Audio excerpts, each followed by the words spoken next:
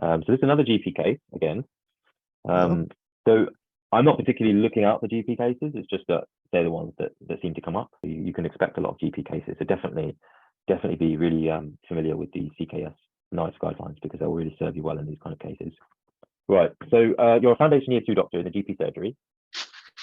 Belinda Forshaw is the name. She's a 46-year-old lady who's come to the practice for follow-up after some blood tests. Blood test results will be present in the cubicle. What you must do, take a focus history, explain the results, and discuss initial management with the patient. In this case, so I mentioned blood tests being present in the cubicle. So when you get to, at any point when you want to see the results, if you want to see them at the beginning, then that's fine as well. But if you want to see them halfway through, when you're doing the, when you get to investigations, I can show you them then as well. It's up to you. So just ask me, and I'll show you the slides with the blood test results. Is that okay? All right. Right. So whenever you're ready, start now, please. Okay. Good afternoon, ma'am. I'm pleased to meet you. My name is, I'm one of the junior doctors in this surgery. Please, may I confirm your name is Belinda Forshaw? That's correct, yes. Okay. What about your age, please? I'm 46. Okay. I understand you are here today for follow-up after some investigations which you did during your last visit. That's right, yeah. Yeah, and during the last visit, you have complained of, noticing that you've been gaining some stones in the recent times. Yeah. Please, can you tell me more about this weight gain you've noticed? Sure, yeah. So, yeah, doctor, I've been having put on weight. I'd say it's happened over a period of about about 1 year. And I would say I've gone up from a size 10 to size 14. And it's, nothing's changed in terms of my diet or, my activity levels. It's just come out of nowhere, really. I've just been really, really tired, just way more than usual. There's definitely something not right. So, yeah, I thought I'd come in and see the GP, and so he did some blood tests last week. All right. Okay, that's quite okay. While we are going to yet discuss the result of your blood test, do you mind if I ask some more questions? Sure. Okay. You also mentioned, apart from weight gain, which you said have lasted over a year now, that you feel tired and at times your mood is low. Can you tell me more, particularly about how you feel, and can you grade your mood too? Say from scale of 0 to 10, how would you grade your mood most days?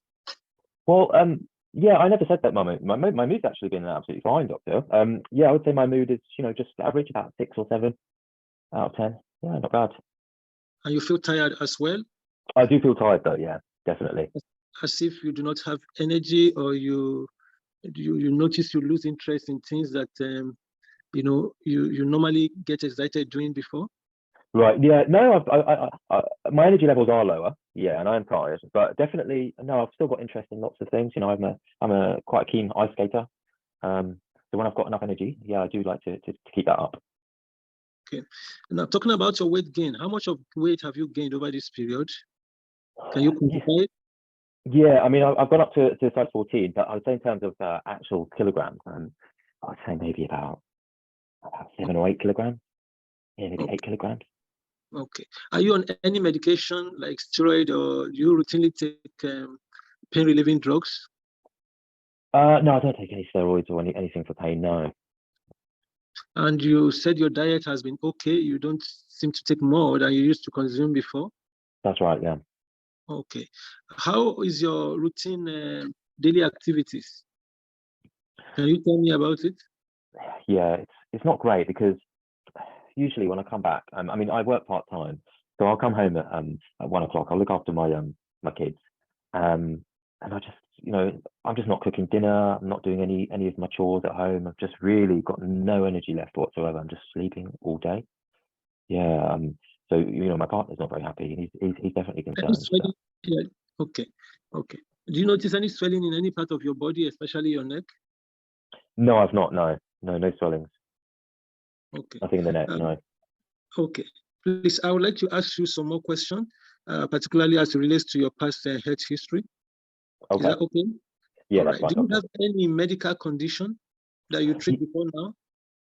Yeah, I've got a condition, vitiligo. Vitiligo. Yeah. Okay, and are you on any medication, long-term medication? Yeah, the doctor said I don't really need steroids, but I take like a camouflage cream just to help with, cosmetics and stuff. But yeah, I've been taking that for about 10 years. What can you come again? You are on. So I take a camouflaging cream just to help cover up the spots. Yeah. Okay, and do you have any allergy to any medication? No, I don't know. Okay. Do you notice that? Do you take alcohol or do you smoke? I don't smoke. I drink occasionally, about twice a week, just a glass of wine with meals, with dinner. Oh, great. Please, can I also want to ask some more personal question. When last did you have your menstruation, your period, your monthly period? Yeah, that's the thing, doctor. My periods, they've been a bit irregular over this period, I would say. Yeah, they've usually been quite regular, every kind of 30 days, my cycle is. But recently, yeah, I've missed quite a few periods, I'd say. Okay, but it has not stopped. You have not, it's not been absent for more than 6 months or more over this period? Okay. No, not that long, no. Okay. I asked about your mood the other time. You said your mood, you were able to score your mood about, I think, about 5 over 10. Yeah, 6 or 7, yeah. 6 to 7. Okay, that's good. Please, I want to confirm, are you on any oral contraceptive? No, I'm not, no. All right. Is there anything you are thinking about what is going on? Yeah, I don't really know. I mean, It could be. Yeah, to be honest, doctor, I don't really know. I have a friend of mine, an old school friend, and she told me she's got lupus, and she was really tired for long periods. I was just wondering if if it could be lupus. Yeah, are you really concerned about it? I am. Yeah, there's definitely. I definitely need to get find out what's causing this, because it's not normal. And so you expect some respite from practice? From what? Sorry. I said, and you expect trying to assess your expectation about what you want us to do. I guess just to get to the bottom of what's causing this. Yeah. All right. So at this point, I will want to examine you from. I want to do a quick examination for you. I want to examine you from your head to toe. To look at you in the presence of my examiner, who will chaperone me. Would that be okay?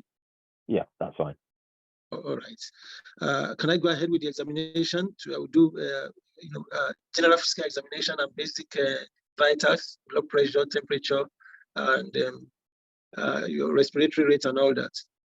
Yeah, that's fine. So the findings, so your basic observations, more or less all normal, apart from heart rate was 58 beats per minute, slightly low, but besides that, everything else was normal. And on examination, she had dry, coarse hair. There were a few patches of lost hair in the eyebrows. Otherwise, all fine, no goiter. Yeah. Okay. Then I will, at this point, want to take a look at the investigation results so that I can put it with my findings on history and examination and explain my diagnosis and management to her. Right. So they're the thyroid function test results. All right.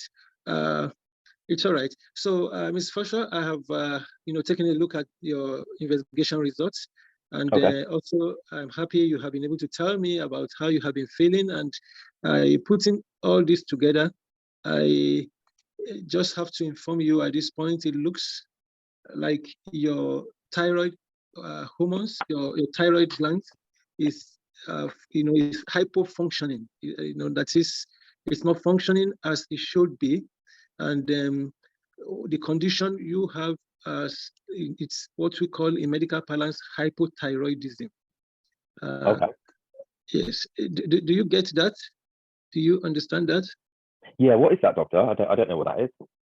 Yes, hypothyroidism is a condition where the thyroid gland, that is the small gland at the at the anterior part of your neck, which coordinates a lot of the activities in the body, is not functioning adequately. It's functioning below expectation. This is the reason why in your investigation, the thyroid stimulating hormone is higher than normal, is 10, trying to drive the gland to perform its function. And the hormones that are traditionally produced by the gland, the T3 and T4 here, are below normal because the gland is not functioning adequately. Do you get that? Yeah, not sure I understood much of that, to be honest, Doctor. I mean, so this gland, what does it do? Yes, okay. Now, the result of this is that you feel a bit slow, you feel tired, you feel heavy. You also may notice that perhaps you maybe eat more than you used to eat. You're putting on weight. This also explains why you're putting on weight. And it may also be linked to, usually the causes, largely unknown. It may be due to what we call immunological changes, which may also may be the reason why you, over these years, had patches on your skin. Right. There are immune conditions, so that function of certain organs in the body, like your skin, like your thyroid gland in this case. So this generally is what we think is happening. Is that taken? Yeah, that makes sense. So this is kind of related to my vitiligo, is it? Yeah, yes, it's related to it. Yes, it can be associated with some other conditions which you didn't have now. Maybe involving some other rash in the body, like rashes on your face, butterfly rashes on your face. You could also have a situation whereby the thyroid gland is hyperfunctioning in a condition we call, thyrotoxicosis or hyperthyroidism. So these are actually due to immunological changes in the body. But the good news is that this hypothyroid function or condition can be managed. It can be managed largely. Right. Okay. So how do we how can it be managed, Doctor? Yeah. So what we are going to do for you now is one, it's to explain to you, which I have done. Two is to also commence you on medication.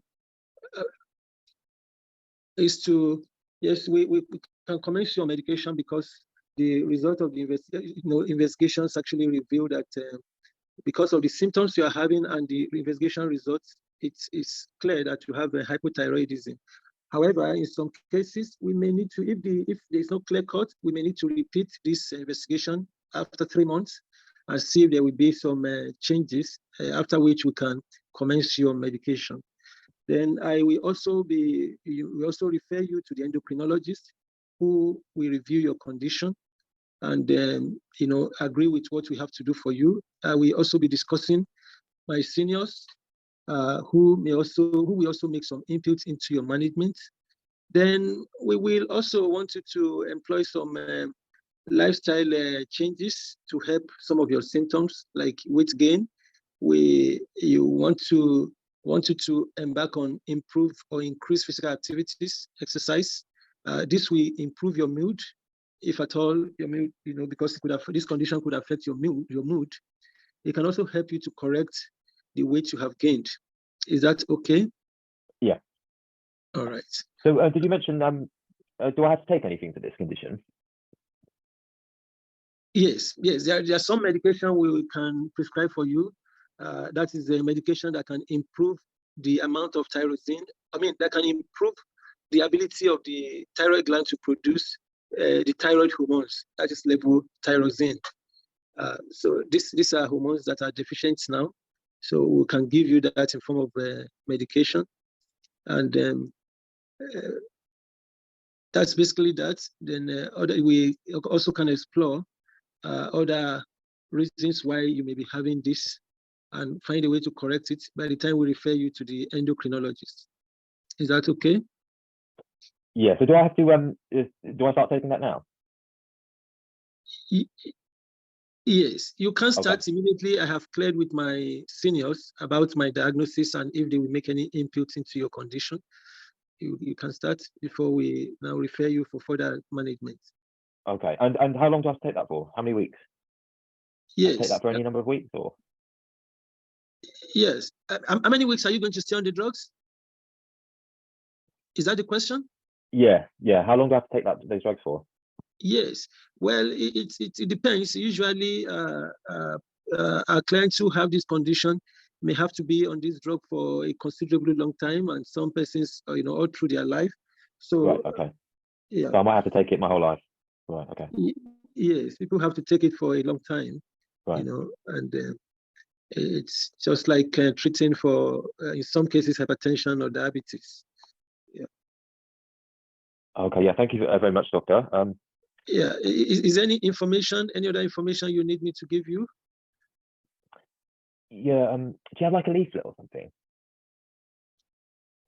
Okay. Just because, sorry, I do get nervous in the doctor, so it would be nice just to have something just to read, when I come home, just to find out a bit more about the condition. Sorry, can you come again? So I do get nervous in the doctor when I see the doctor, but I apologize. So I sometimes don't take in all of the information. So it would be nice if I can, if you could, point me to some resources that perhaps I could read up on, just to get more information about the condition. Yes, I was coming to that. I just want to be sure you do not have any other question. I will certainly give you some leaflet materials that will give you information about this condition, the causes, and how to manage it. And it's in line with what I have explained to you. And this will be a great resource that will guide you and help you to understand the condition. Right. We may also introduce you to some community of persons who have similar conditions and how they manage it. Right. Okay. Yeah. Thank you very much, Doctor. Yeah. Thank you. Thank you. Right. How was that?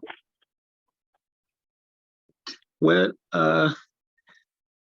my history again was a bit long. Maybe I think I wasted some time on the history taking before coming to examination and the investigation and the findings. Right. Yeah. Yeah. To be honest, I would say all of it is too long, way too long. So we've got to be concise and to the point. I think there are certain things that could be summarized in 1 or 2 sentences. Took too long talking about, and so that's gonna, because we ran out of time just as you were getting to the kind of examination. So we need to be really quick. This is a really superficial exam, so just point out all the points and be as quick as you can and try not to go into too much detail. The explanation as well was way too detailed, I felt, when you consider the amount of time that we have, because at the end of the day, if you run out of time when you get to the examination, then you're just going to score 0 in management. So yeah, we need to get used to taking a really quick history and explaining the diagnosis really quickly, and then explaining the management really quickly as well. Yeah. I'd say that's the main thing, is just the time. But otherwise, obviously your knowledge, you're very, knowledgeable. But this is not the time to be showing the examiners how knowledgeable we are. That's already been done. And so this is about collecting the most important information and delivering it within a short period of time in a way that resonates with the patient, in a way that the patient understands. So we're not talking to the examiner here. We're not talking to a medic. She's a housewife, right? So she doesn't know what hyperfunctioning means. Those kind of terms intimidate her. Anterior, she doesn't know what that means. She doesn't know what hyperfunctioning is, or even immunological, she doesn't know what that means. We've got to cater our explanation towards who we're speaking to, which in this case is a housewife. So we need to assess, what kind of level are they at? Because at the end of the day, we don't want to intimidate the patients. We want to be down to earth and, speak in a way that, where they feel comfortable to open up to us, and where they don't feel like, I'm talking to this really clever doctor, I'll just pretend that I understand what he's saying, when she probably doesn't understand those things. So I think it's really good for building rapport to try to, speak in a way that, that the patient will understand. Does that make sense? Yeah. Yeah, I think so, because the examiners they do like it when you kind of you make an assessment, either overtly or covertly make an assessment of that person's kind of understanding and education level and all those kind of things, and then tailor your explanation according to that assessment. So for this lady, she did give a few signs, a few hints that she's not really understanding these medical terms and the detailed explanations. And so I think that's a good time, that's a cue there to pick up on and to make that adjustment. But yeah, we just have to practice more with the timer. I think that's the main thing, really. I think when you practice more with the timer, your consultations, you'll find probably when you do these cases, you'll start off about 12 minutes, sometimes 14 minutes, and then you'll slowly go down as you practice, and there'll be less hesitation and less umming and ahhing. Then that will go down to about 10 minutes. And then when you're really ready, then you'll start to get to 8 or 9 minutes, and then that's when you're kind of ready for the exam. But yeah, it's just about practicing, including what's relevant, and selecting very carefully, lowering the bar for, what to say. Yeah, and just, getting to the point of the key issues, focusing on the key issues and neglecting things that aren't necessarily important. So when we talk about management, she wants to know, at the end of the day, she wants to know what you're going to give me. Obviously the other things are important and we should address those, but let's get the basic things first. And then once we've got those in the bag and we've, got those marks in the bank, then we can talk about other things if we have time, referrals and so on. In the GP surgery, I think for a case like this, which is, fairly classic case of hypothyroidism, okay, there is possibly, she does have a predisposition for autoimmune conditions because she's got vitiligo, so it might be worth referring her to an endocrinologist. But for the most part, I think, this could, for the most part, be managed in the community just with taking levothyroxine. Yeah. If you read the CKS guidelines for management of hypothyroidism, there's a set criteria for referring to endocrinologists. And I don't think she necessarily falls under any of those criteria. So in this case, you'll probably be expected to, to manage the patient just in the community with medication and follow-ups, do a 3-month follow-up just to check that her symptoms have improved and her thyroid function tests have normalized. And if they have, then you can just continue with the same dose. If you get to the point where her symptoms haven't improved or her levels aren't normalized yet, or, she develops complications or, mixed edema or develops a goiter, or if she's pregnant, those kind of things, then we'd consider referring to see a specialist. But this is the NHS, and so resources are very scarce. And so we have to try and treat patients in the community when we're in the GP surgery and, without having to refer them as much as possible to try and reduce waiting times. Because if you refer this lady to see an endocrinologist, like a routine referral, she probably won't be seen with, for 6 months. And so she's taking up the space of potentially someone else who might need it more, when really all she probably needs is levothyroxine. She's most likely going to be fine. Yeah. Yeah, and another one of the criteria is if it was a secondary cause. But this, the thyroid function test was, showed that this is probably a local cause, most likely. In the UK, most common cause for hypothyroidism is Hashimoto's. So this, and the fact that she's got vitiligo suggests that that's the cause. So you might want to do some further investigations, maybe some antibody tests, or perhaps screening for autoimmune conditions. So like pernicious anemia, so maybe do full blood count, vitamin B12, maybe lipid profile to check for hypercholesterolemia and ischemic heart disease, and maybe celiac serology as well. Maybe do HbA1c. So they're the kind of investigations you might want to do just to screen for other conditions. But for the most part, a fairly straightforward case, just needs levothyroxine and to be reviewed in 3 months and inform the seniors. That'll pretty much cover you for most things. And maybe do some safety netting, if the symptoms get particularly worse, just to make sure that even though it's rare, she could develop mixed edema. So if she gets particularly bad symptoms, feels very cold or particularly lethargic, then maybe she should go into A&E. But otherwise, just got to try and keep it as superficial as possible. I know it's tempting when you've got all this knowledge, but the thing is you just don't have time. And that's not really the purpose of the exam, is because you've already demonstrated, both in medical school and in your training in your home country, that you have the skills, the knowledge and all of that, and you passed PLAB 1. You already demonstrated that. So let's try and focus more on fitting in the key themes. Think, what are the 3 key themes in this case? So what are the key themes in terms of data gathering? And what are the key themes in terms of management, and what are the key themes in terms of interpersonal communication? Because that's what we're going to be marked on. And then from there, develop it. So rather than thinking about the structure and I need to ask this, start with the key themes and then select on the basis of what your assessment is on what the key themes are, select what you're going to choose from the structure to talk about in the 8-minute consultation. Does that make sense? Yeah.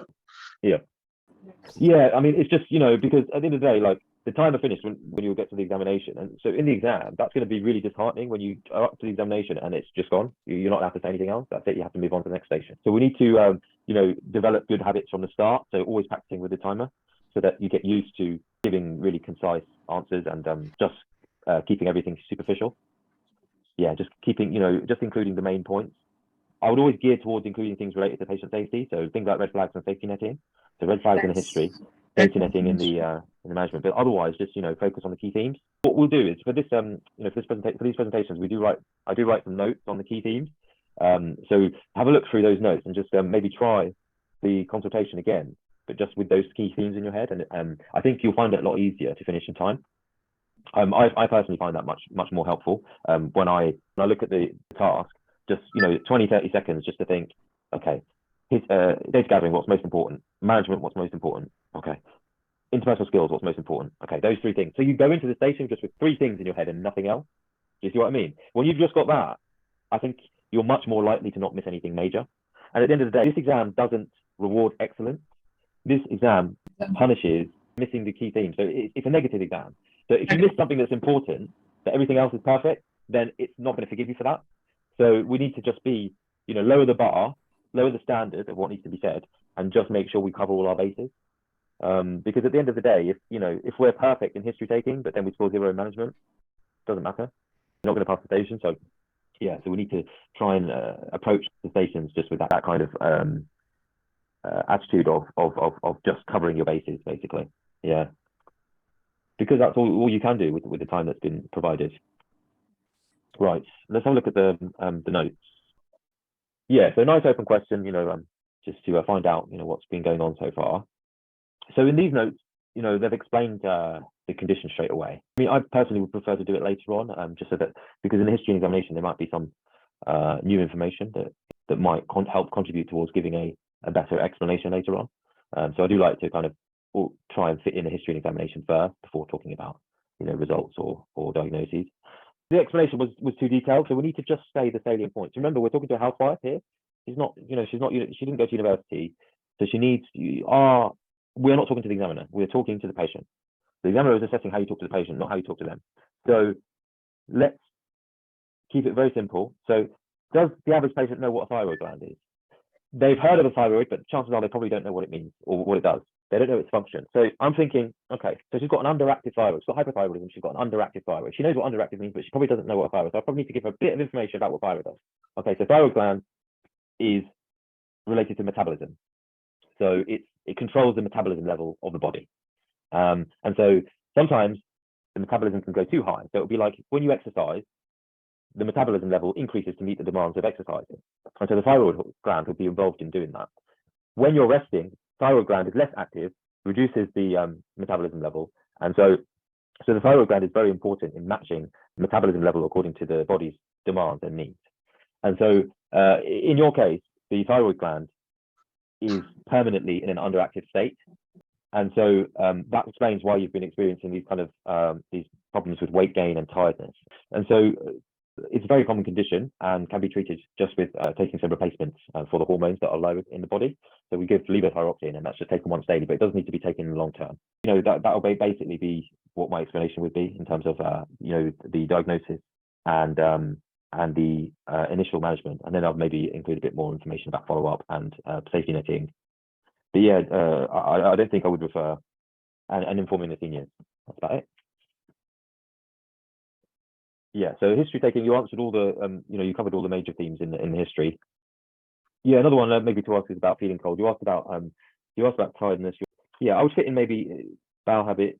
You mentioned periods, and cold or heat intolerance. So, for example, do you often feel cold when others are fine? And mood you asked about as well. Yeah, examination's fine. So yeah, here's some notes for the management. Right, so start you on levothyroxine, which will play the same role as the normal thyroxine hormone in the body. Inform seniors, and it's long term. Can cause side effects, but I would say this drug is really safe drug. So it's unlikely that you'll get many side effects. But if you do, please do come back, and we'll see if we can make adjustments or offer an alternative. So you're going to do a follow up in 3 months. If the dose is too high, so if she starts developing hypothyroid symptoms, nausea and vomiting, or diarrhea, anxiety, agitation, sweating, heat intolerance, tremor, all that kind of stuff, then we'll reduce the dose. If she's still tired, still gaining weight, still cold intolerant, then we'll up the dose.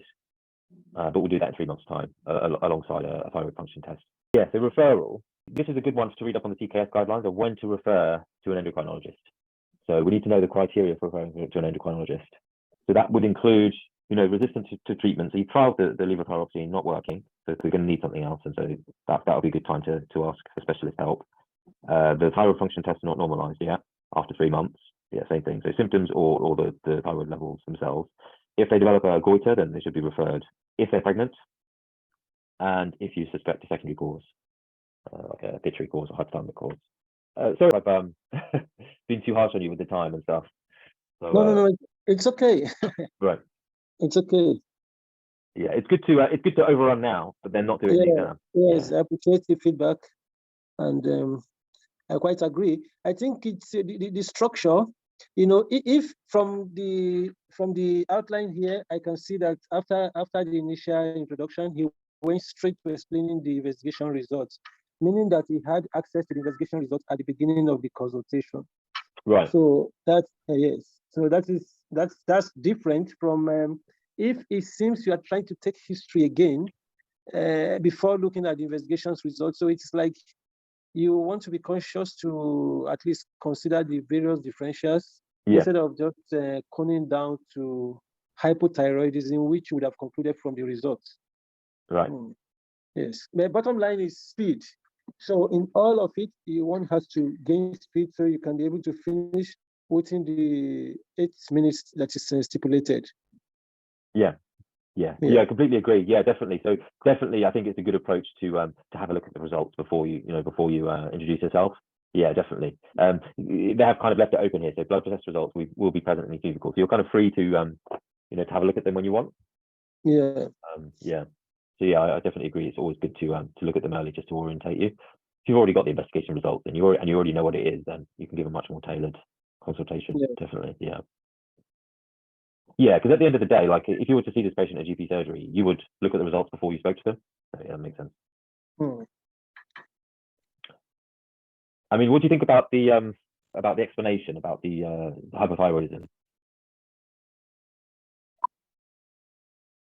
It's tough, isn't it, to try and explain it in a way like a condition like I always think thyroid disorder is always really difficult to explain to patients because even metabolism, I wouldn't assume that a patient knows what metabolism actually means, so it's kind of difficult. I mean, I have preference to actually explain it as basic level as possible, just to make sure they understand. But it may well be that they know what metabolism means. I might just be lowering the bar a bit too much. Yeah. Yeah.